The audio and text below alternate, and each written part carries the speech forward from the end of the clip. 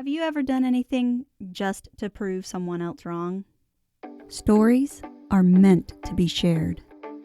Narrated by Erin Robertson. Enjoy. Hey friends, well it is time for chapter 22, and in this chapter, remember just a second ago, Ben Weatherstaff caught the kids in the garden, so now Colin has ordered him to come over. And we get to see what happens between Colin and Mr. Weatherstaff and, who's going to be right and who's going to be put to shame. And we'll see in this chapter. And also, we'll get to see just a little bit of magic, too. It's wonderful. So, enjoy. The Secret Garden by Frances Hodgson Burnett. Narrated by Erin Robertson. Chapter 22, When the Sun Went Down. When his head was out of sight, Colin turned to Mary. "Go and meet him," he said, and Mary flew across the grass to the door under the ivy. Dickon was watching him with sharp eyes. There were scarlet spots on his cheeks, and he looked amazing, but he showed no signs of falling. "I can stand," he said, and his head was still held up, and he said it quite grandly. "I told thee thou could as soon as thou stopped being afraid," answered Dickon. "And thou stopped?" "Yes, I've stopped," said Colin. Then suddenly he remembered something Mary had said. "Are you making magic?" he asked sharply. Dickon's curly mouth spread in a cheerful grin. "Thou's doing magic thyself," he said. "It's same magic as made these air work out of the earth." And he touched with his thick boot a clump of crocuses in the grass. Colin looked down at them. "Aye," he said slowly. "There couldna be bigger magic than that there. There couldna be." He drew himself up straighter than ever.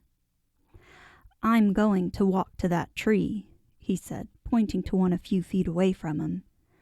"I'm going to be standing when Weatherstaff comes here. I can rest against the tree if I like. When I want to sit down, I will sit down, but not before. Bring a rug from the chair." He walked to the tree, and though Dickon held his arm, he was wonderfully steady. When he stood against the tree trunk, it was not too plain that he supported himself against it, and he still held himself so straight that he looked tall. When Ben Weatherstaff came through the door in the wall, he saw him standing there, and he heard Mary muttering something under her breath. "What art saying?" he asked, rather testily, because he did not want his attention distracted from the long, thin, straight boy figure and proud face. But she did not tell him. What she was saying was this: "You can do it. You can do it. I told you you could. You can do it. You can do it. You can." She was saying it to Colin because she wanted to make magic and keep him on his feet looking like that.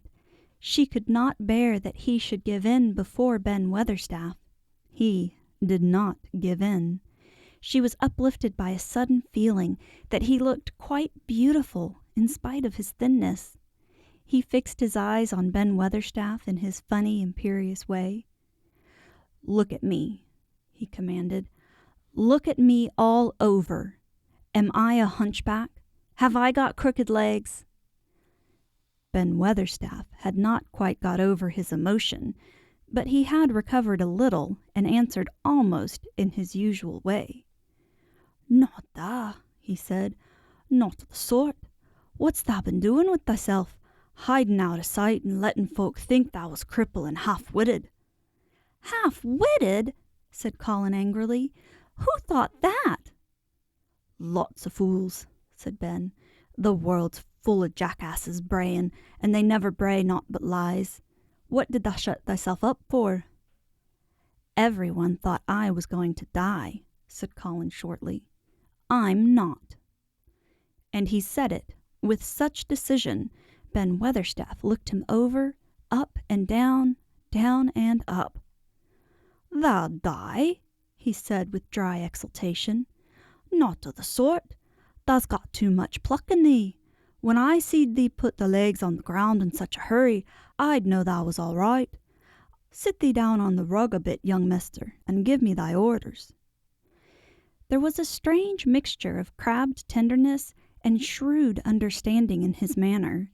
Mary had poured out speech as rapidly as she could as they had come down the long walk. The chief thing to be remembered, she had told him, was that Colin was getting well. Getting well. The garden was doing it. No one must let him remember about having humps and dying. The Rajah condescended to seat himself on a rug under the tree. "What work do you do in the gardens, Weatherstaff?" he inquired. "Anything I'm told to do," answered old Ben. "I'm kept on by favour, because she liked me." "She?" said Colin. "That's mother," answered Ben Weatherstaff. "My mother?" said Colin, and he looked about him quietly. This was her garden, wasn't it? Aye, it was that, and Ben Weatherstaff looked about him too. She were main fond of it. "It is my garden now. I am fond of it. I shall come here every day," announced Colin. "But it is to be a secret. My orders are that no one is to know that we come here. Dickon and my cousin have worked and made it come alive. I shall send for you sometimes to help, but you must come when no one can see you." Ben Weatherstaff's face twisted itself in a dry old smile. "I've come here before when no one saw me," he said. "What?" exclaimed Colin. "When?" "The last time I was here," rubbing his chin and looking around, "was about 2 years ago." "But no one has been in it for 10 years," cried Colin. "There was no door." "I'm no one," said old Ben dryly, "and I didn't come through the door. I come over the wall. The rheumatics held me back the last 2 year." "Tha come and did a bit of pruning," cried Dickon. "I couldn't make out how it had been done." "She was so fond of it, she was," said Ben Weatherstaff slowly. "And she was such a pretty young thing. She says to me once, 'Ben,' she says laughing, 'if ever I'm ill, or if I go away, you must take care of my roses.'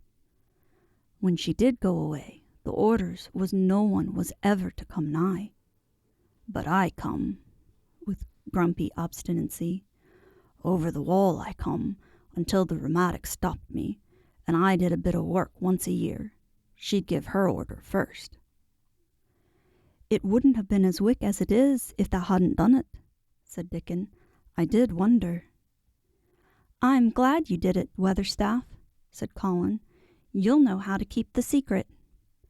"Aye, I'll know, sir," answered Ben, "and it'll be easier for a man with rheumatics to come in at the door."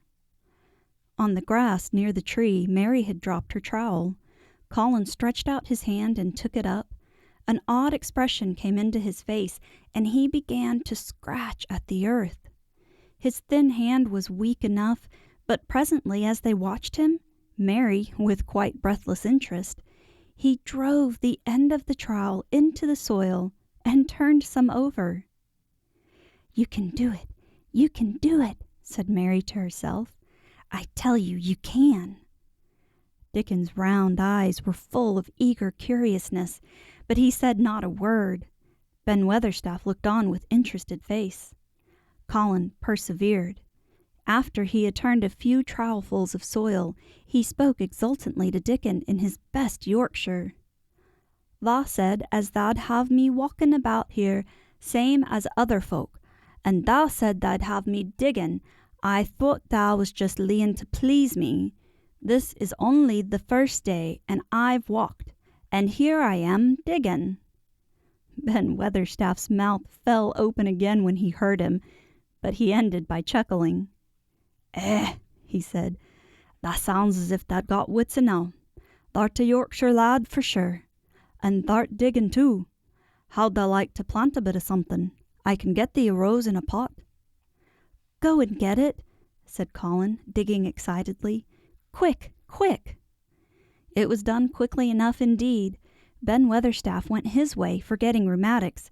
Dickon took his spade and dug the hole deeper and wider than a new digger with thin white hands could make it. Mary slipped out to run and bring back a watering can. When Dickon had deepened the hole, Colin went on, turning the soft earth over and over. He looked up at the sky, flushed and glowing with the strangely new exercise, slight as it was.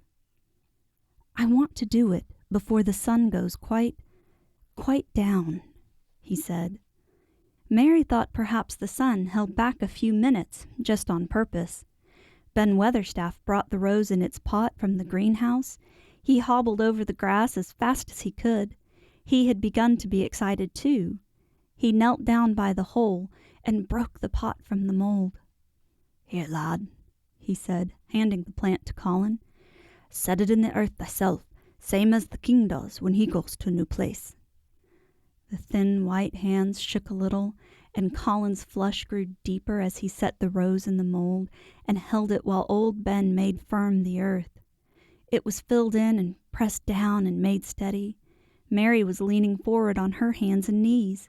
Soot had flown down and marched forward to see what was being done. Nut and Shell chattered about it from a cherry tree.